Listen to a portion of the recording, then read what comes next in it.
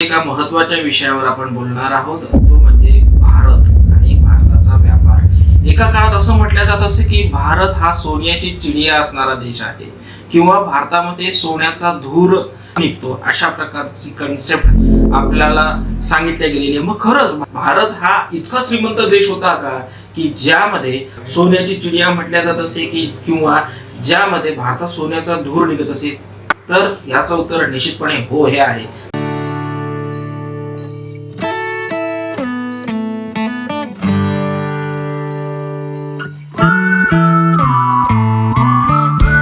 नमस्कार विद्यार्थी मित्रांनो, मी प्राध्यापक डॉक्टर सिद्धार्थ भगवान जाधव, इतिहास विभाग प्रमुख श्रीमती नानकीबाई वाधवानी कला महाविद्यालय यवतमाळ तथा सदस्य महाराष्ट्र राज्य पाठ्यपुस्तक निर्मिती मंडळ पुणे।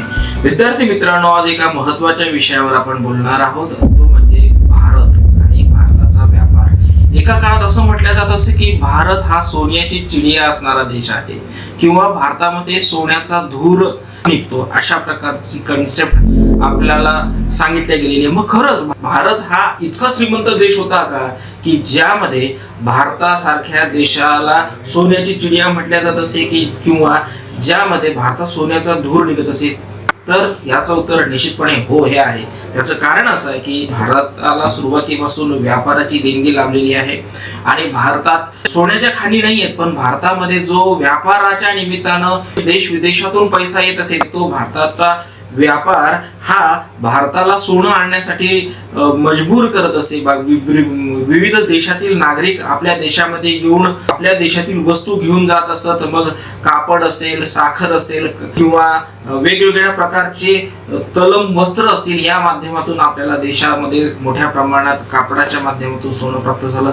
विद्यार्थी मित्रांनो, आज आपण पाहतो आहोत की ब्रिटिशांचा साम्राज्य विस्तार भारतात कशा प्रकारे वाढत गेला आणि वाढत जात असताना काही लढाया भारताच्या इतिहासात टर्निंग पॉइंट देणाऱ्या ठरल्यात। पहिली लढाई प्लासीची लढाई, नंतर दुसरी लढाई बक्सरची लढाई, नंतर 1857चा बंड, 1857चा उठाव, ह्या भारतीयांनी ब्रिटिशांबरोबर केलेल्या प्रत्यक्ष लढाया त्या ठिकाणी होत्या। ब्रिटिशांचा साम्राज्यवाद कशा पद्धतीने विस्तारला गेला याची चर्चा आपण करतो। तत्पूर्वी आपण थोडक्यात भारताचा पूर्व इतिहास पाहून घेऊ। आपल्याला माहिती आहे की व्यापाराच्या निमित्तानं म्हणजे युरोप देशामध्ये मोठ्या प्रमाणात भारतीय वस्तूंना आणि भारतीय माल मसाल्यांना, भारतीय कापडाला मोठ्या प्रमाणात मागणी युरोप खंडामध्ये होती, अरबस्थानामध्ये होती। हा जो काही व्यापार चालायचा, हा सगळ्याच्या सगळा व्यापार हा खुष्कीच्या मार्गाने म्हणजे जमिनीवरून हा व्यापार मेसोपोटेमिया पर्यंत चालत असे। कॉन्स्टँटिनोपल हे एक महत्त्वपूर्ण शहर त्या ठिकाणी युरोप खंड आणि आशिया खंड यांना जोडणारे होते। त्या कालखंडामध्ये मुस्लिम आक्रमकांनी कॉन्स्टँटिनोपलचा पाडाव केला, त्यामुळे जो व्यापार भारतीय लोकांचा युरोपशी चालायचा तो खंडित पडला आणि नव्या जलमार्गाची गरज युरोपियन लोकांना भासू लागली आणि त्या गरजेतून नवं जग शोधायला सुरुवात झाली। अनेक दर्यावरती अनेक खलास देशातून बाहेर पडले आणि त्यांनी नवीन भूप्रदेश शोधून काढला। असं शोधत असतानाच 1493 मध्ये कोलंबसने अमेरिकेचा शोध लावला, न्यूझीलंडचा शोध लागला, ऑस्ट्रेलियाचा शोध लागला। त्याचबरोबर वास्को द गामा 1498 मध्ये कॅप ऑफ गुड होप म्हणजेच आशेचं भू शिखर ज्याला म्हटलं जातं, दक्षिण आफ्रिकेच्या टोकाला वळसा घालून तो दक्षिण भारताच्या टोकाला पोहोचला। झामोरीन नावाच्या राजाने मोठ्या प्रमाणात त्याचं स्वागत केलं। 1498 मध्ये तो भारतामध्ये आला आणि मग पोर्तुगीज, डच, नंतर फ्रेंच आणि शेवटी इंग्रज भारतामध्ये आलेत। 31 डिसेंबर 1600 मध्ये इंग्रजांनी भारतीयांबरोबर व्यापार करण्याकरिता ईस्ट इंडिया कंपनीची स्थापना केली। 1513 मध्ये कॅप्टन हॉकिन्स हा मोगल बादशाह जहांगीरच्या दरबारामध्ये गेला आणि जहांगीरकडून मोठ्या प्रमाणामध्ये व्यापार करण्याच्या सवलती त्याने घेतल्या आणि म्हणून लाहोर आणि सुरत या ठिकाणी ब्रिटिशांना वखारी स्थापन करण्याच्या आणि व्यापार करण्याच्या परमिशन त्या ठिकाणी गेल्या। असं करता करता दिवसेंदिवस ब्रिटिशांचं बसस्थान हे वाढत गेलं। सुरुवातीला पोर्तुगीज आले, पोर्तुगीज हे गोव्यापर्यंत मर्यादित राहिले।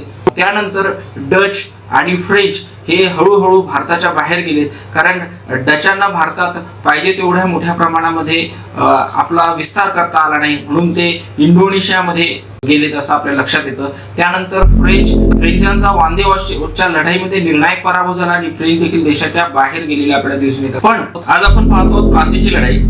प्लासीच्या लढाईच्या निमित्ताने आपण काल कोठडीची घटना, इतिहासामध्ये ज्याला ब्लॅक होल म्हटलं जातं, अंधार कोठडीची घटना, त्याची देखील चर्चा करणार आहोत. काल कोठडीच्या घटनेच्या संदर्भात इतिहासकारांचे मतमतांतर देखील पाहणार आहोत. त्यानंतर प्लासीच्या लढाईचे परिणाम आपण पाहणार आहोत. 18व्या शतकाच्या प्रारंभी मोगल बादशहा असाध्य रोगाने, मोगल बादशहा फरुखशियर हा एका असाध्य रोगाने ग्रस्त होता. वेगवेगळ्या हकीम वैद्य यांनी त्याच्यावर औषधोपचार देऊन त्याला दुरुस्त करण्याचा, बरे करण्याचा प्रयत्न केला, पण तो दुरुस्त झाला नाही. ब्रिटिश वैद्याने त्याला असाध्य रोगातून मुक्त केले. त्यामुळे मोगल बादशाह फरुखशियर हा अतिशय खुश झाला आणि बक्षीस स्वरूपात इसवी सन 1717 मध्ये ब्रिटिशांना संपूर्ण भारतभर करमुक्त व्यापाराचा परवाना त्याने दिला. बघा, हा करमुक्त व्यापाराचा परवाना मोगल साम्राज्याच्या पतनाचं एक महत्वपूर्ण कारण त्या ठिकाणी राहते. 1526 मध्ये बाबराने भारतामध्ये मोगल घराण्याची स्थापना केली. बाबर, हुमायून, अकबर, जहांगीर, शहाजहान, औरंगजेब आणि शेवटी बहादूर शाह जफर ही मोगल बादशहाची जी परंपरा आहे, तर औरंगजेबापर्यंतचे जेवढे काही मोगल बादशाह होऊन गेलेत हे पराक्रमी होते, लढाया त्यांनी केलेल्या होत्या, पण नंतरचे जे काही शासक होते हे पाहिजे तेवढे कार्यक्षम नव्हते, पराक्रमी नव्हते, रणमैदान त्यांना माहिती नव्हतं. आणि म्हणून औरंगजेबाच्या नंतर मोगल घराण्याचे शकले पडलेले आपल्याला दिसून येतात, तुकडे पडलेले आपल्याला दिसून येतात. त्याच वेळेस बंगाल हा एक प्रांत त्या कालखंडामध्ये महत्वपूर्ण होता. बंगाल हा प्रांत सुती कापड, रेशम, मलमल, साखर इत्यादी करिता प्रसिद्ध होता. मोठ्या प्रमाणात व्यापार बंगालमधून होत असे. मच्छलीपट्टणम हे महत्वपूर्ण केंद्र, व्यापारी केंद्र, बंदर त्या काळात होतं. प्लासीची लढाई. मोगल बादशाह फरुखशियर एका असाध्य रोगाने आजारी पडला. तेव्हा त्याला एका ब्रिटिश वैद्याने असाध्य रोगातून मुक्त केले. त्या बदल्यात मोगल बादशाह फरुखशियर याने इसवी सन 1717 मध्ये ईस्ट इंडिया कंपनीला बक्षीस म्हणून करमुक्त व्यापाराची सवलत दिली. याचा अर्थ असा की ब्रिटिश भारतामध्ये कुठेही व्यापार करू शकतील, त्यांना कोणत्याही प्रकारचा कर, टॅक्स हा बसणार नाही. या फरमानानुसार कंपनीला कोणताही कर न देता भारतात व्यापार करण्यास खास सवलत मिळाली. बंगाल हा भारतातील अत्यंत समृद्ध असा प्रांत होता. इसवी सन 1740 पासून बंगालचा नवाब अलीवर्दी खानाने मोगलाशी संबंध तोडून टाकले आणि बंगाल स्वतंत्र राज्य म्हणून घोषित केले. अलीवर्दी खान हा अत्यंत उत्कृष्ट प्रशासक होता. अल्पावधीतच त्याने बंगालची आर्थिक घडी बसवली. त्याने फ्रेंचांसोबत चांगले मैत्रीपूर्ण संबंध विकसित केले. अलीवर्दी खानाला 3 मुली होत्या आणि तो जिवंत असतानाच अलीवर्दी खानाचे 3ही जावई हे मरण पावले होते. त्यामुळे अलीवर्दी खानाच्या मृत्यूनंतर त्या दुसऱ्या नंबरच्या मुलीचा मुलगा सिराजुद्दौला हा बंगालचा नवाब बनला. तो तरुण आणि तापड स्वभावाचा असल्यामुळे राजकारणाचा त्याला फारसा अनुभव नव्हता. त्याच्या आजोबाने त्याला सल्ला दिला होता, युरोपीय लोकांना वखारीभोवती तटबंद्या व शस्त्रास्त्र वाढवण्यास परवानगी देऊ नये. मोगल बादशहाने फक्त कंपनीला करमुक्त व्यापाराची सवलत दिली होती, परंतु कंपनीचे अधिकारी खासगीरित्या व्यापार करू लागले. त्याचबरोबर देशी व्यापाऱ्यांचा माल देखील आपल्या मालात मिसळून बंगालच्या नवाबाचा कर डुबवत असे. त्यामुळे बंगालच्या नवाबाला मोठ्या प्रमाणामध्ये आर्थिक नुकसान होऊ लागले होते.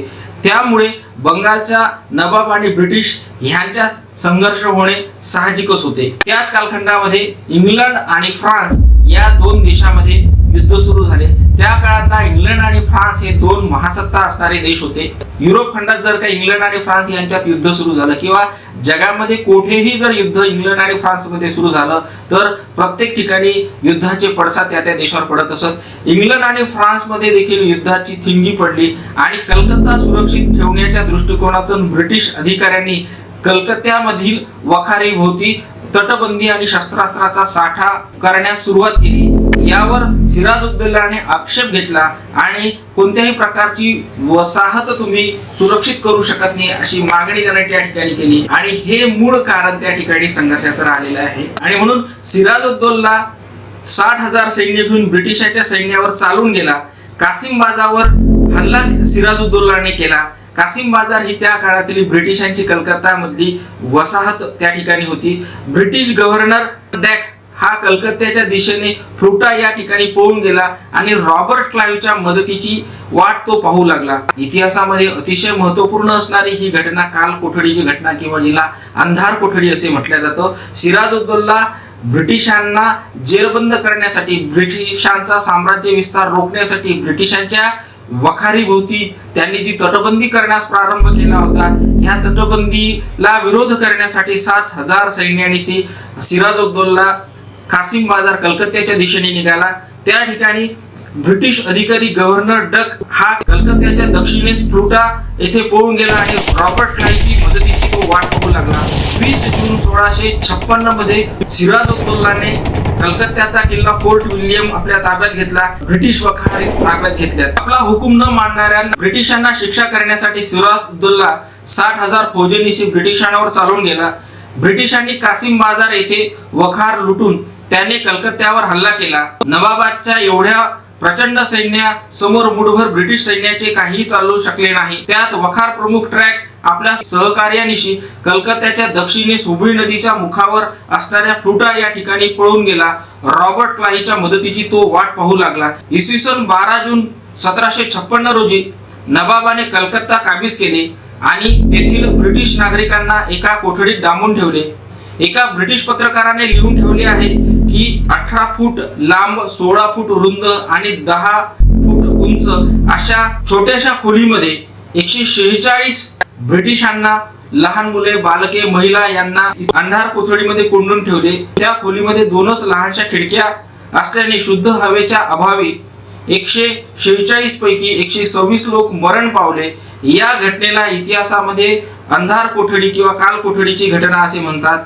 या 146 जणांमध्ये जे लोक जिवंत राहिले त्यापैकी एक ब्रिटिश पत्रकार लेखक हॉलवेल हा होता। त्याने या घटनेचे वर्णन केले आणि या घटनेमुळे मोठ्या प्रमाणावर सिराजुद्दौला विषयी आक्रोश ब्रिटिशांचा निर्माण झाला आणि या घटनेचा बदला काढण्यासाठी रॉबर्ट क्लाईव्ह हा मोठ्या फौजेनिशी कलकत्त्याकडे वाट करून आला। काल कोठडी घटनेच्या संदर्भात इतिहासकारांचे वेगवेगळे मतांतर आहेत। डॉक्टर सर जदुनाथ सरकार असे म्हणतात की इंग्रज, फ्रेंच आणि डच यांचे जे काही समकालीन दस्तावेज आहेत, या दस्तावेजावरून आपणास अशी माहिती मिळते की ते एकसारखे नाहीत। कदाचित ही घटना घडली की नाही याबद्दल शंका निर्माण होते। तर फारसी इतिहासकारांनी भारताचा इतिहास लिहित असताना उर्दूतला जो त्या काळामध्ये इतिहास लिहिला जायचा, त्या इतिहासामध्ये देखील या घटनेची नोंद नाही। जदुनाथ सरकार असे म्हणतात की इंग्रजी, फ्रेंच, डच ह्यांच्या दस्तावेजामध्ये जी माहिती मिळते ती एकसारखी पडणार नाही। जर का घटना अशा प्रकारची घडली असती तर ती सगळीच्या सगळी घटना सारखी असती। म्हणून काल कोठडीची घटना घडली की नाही याबद्दल बऱ्याच इतिहासकारांमध्ये मतांतर आहे। वास्तविक पाहता काल कोठडीची घटना इतक्या लहानशा खोलीमध्ये इतके माणसे समावेश शक्यच नाही। ही काल्पनिक घटना आहे। होलवेल नावाच्या ब्रिटिश लेखकाच्या बुद्धीचा हा प्रताप आहे। डॉक्टर ईश्वरचंद्र प्रसाद यांनी या घटनेची सत्यता नाही असे सांगितलेले आहे। इतकेच नाही तर भारतीयांची हिंसात्मक मनोवृत्ती कशी आहे हे दाखवणे यामागचे दिसते, किंवा ब्रिटिशांना सिंपथी मिळावी म्हणून देखील ही घटना निर्माण केली गेली असावी। अंधार कोठडीची घटना कळताच बंगालच्या इंग्रजाच्या मदतीकरिता रॉबर्ट क्लाईव्ह हा धावून आला। रॉबर्ट क्लाईव्ह हा महत्वाकांक्षी, पराक्रमी असा कसलेला सेनापती, मुत्सद्दी सेनापती होता। त्याने पूर्व किनारा आणि पश्चिम किनारा या दोन्हीवरती आपले वर्चस्व निर्माण केले होते। फ्रेंचांना पूर्व किनाऱ्यावरून हकलवून लावण्यात रॉबर्ट क्लाईव्हचा मोठा वाटा होता, तर पश्चिम किनाऱ्यावरती शिवाजी महाराजांनी जे आरमार तयार केलं होतं, कान्होजी आंग्रे, या आंग्रेंचा पराभव करण्यात देखील रॉबर्ट क्लाईव्हचा मोठा वाटा होता। 900 गोरे सैनिक घेऊन 120 भारतीय सैनिक आणि 8 तोफेनिशी रॉबर्ट क्लाईव्ह आला। सिराजुद्दौलाने देखील 50,000 पायदळ, 18,000 घोडदळ आणि 50 तोफेनिशी तो, पण हे प्रचंड सैन्य आतून फंदा फितुरीने पोखरलेले होते।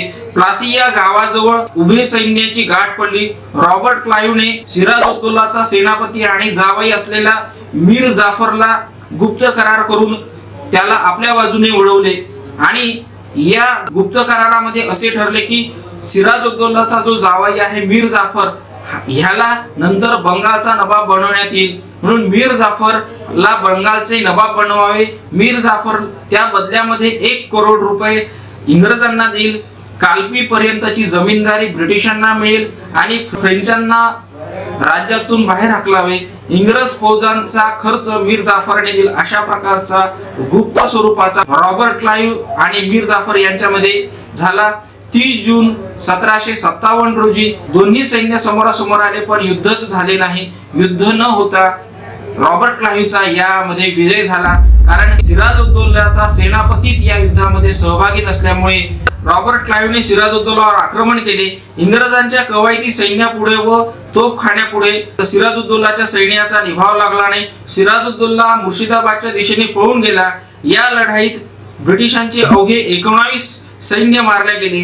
23 जून 1757 मध्ये प्लासीच्या लढाईत ब्रिटिशांचा मोठा विजय मिळाला. नवाबास पकडून नंतर ठार मारण्यात आले. रॉबर्ट क्लाइव्हने गुप्तपणे मीर जाफर बरोबर करार केला व करारानुसार मीर जाफरला बंगालचा नवाब बनवण्यात आले.